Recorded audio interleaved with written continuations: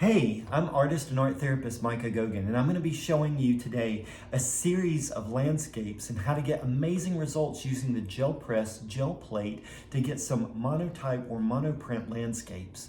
You'll see fantastic results with a lot of interesting appeal, such as metallics, printing on black paper, and even getting subtle ghost prints or pastoral landscapes. So join us as we start off with series 1 on how to get landscapes that are fun and exciting using gel press gel plates.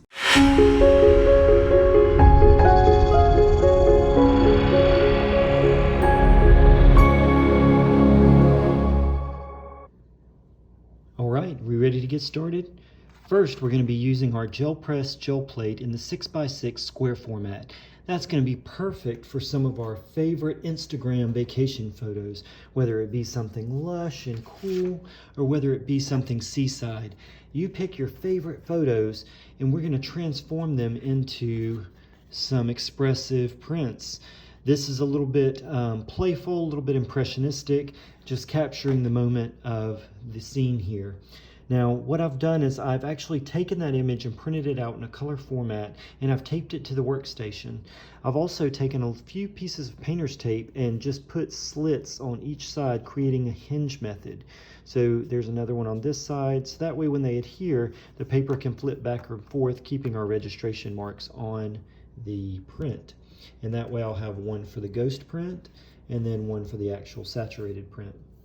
Now, we're going to liven up the colors today, and I'm going to try a different color scheme. I'm going to be using golden open acrylics, and I'm going to brighten things up by using Phthalo blue with a green shade, Quinacridone magenta, Benzimidazolone yellow light, and bone black. That way we can keep a little bit more of a bright color scheme and just get a different print than the original shown.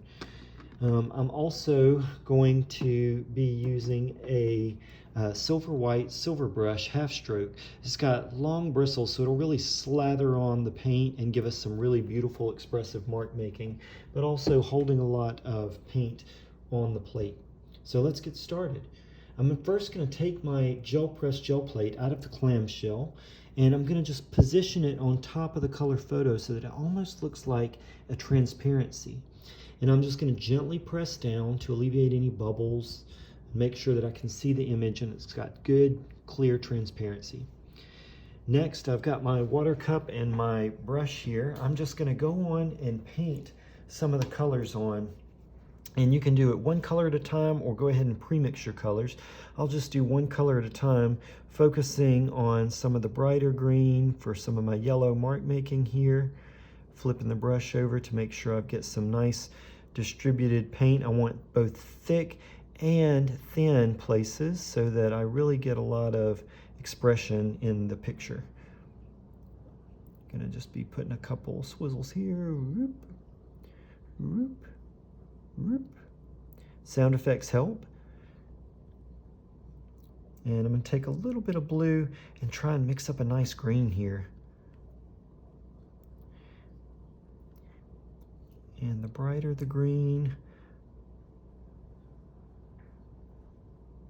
the higher we go here.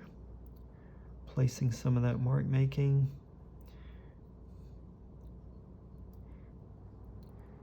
And I just love the open time that the plate is able to hold with the paint so that I can just really practice being playful with it. This slow drying acrylic really makes a difference as far as being able to have work time on the plate. Whee! And I'm going to take a little bit of red. You may not see red, but I'm just going to say hello to my friend Red and pop a little bit in there just for some color variance. And then follow up with some more of the green.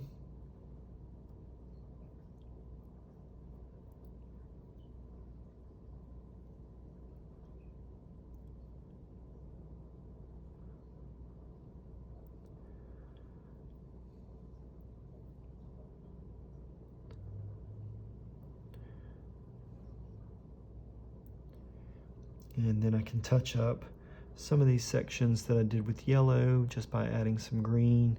I just really want some playful marks. Get a little bit down here. I'm going to go in for my black and just dot in some of these heavier areas.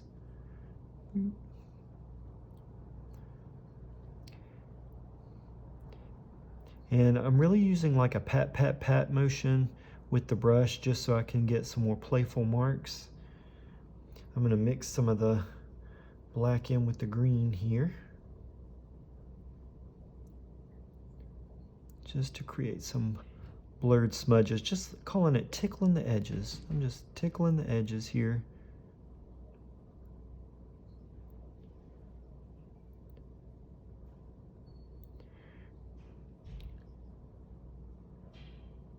And I want to make sure that most, if not all, of the plate is covered. Otherwise, I'll have some bare marks that won't receive any printmaking.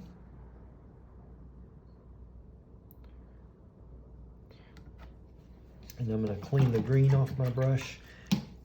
Now for the blue skies, I'm going to take a little bit of my Payne's gray, excuse me, I'm going to make a Payne's gray out of phthalo and a little bit of this bone black and get like a nice dull kind of grayed out blue here. Adding just a little bit of water to thin the paint. I don't want too much. And I'm just going to use some for the mountains. I want it to still be a cool version even though I'm using brighter colors here.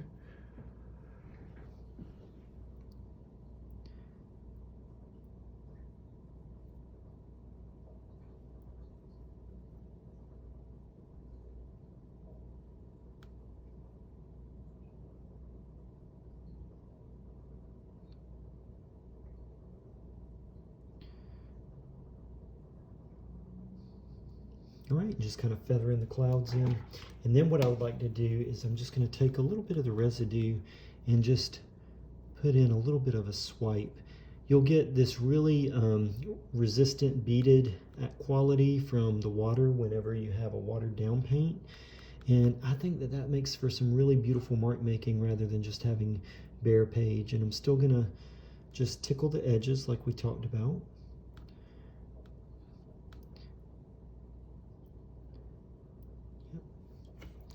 And then just rub some more of the color off here. Again, tickling my edges. All right, let's see what we got. I'm going to put my plate aside, and I'm going to start with my regular print. Again, the registration marks are there, so all I have to do is just fold over, alley-oop, and then I'm going to give it a little bit of a gentle massage.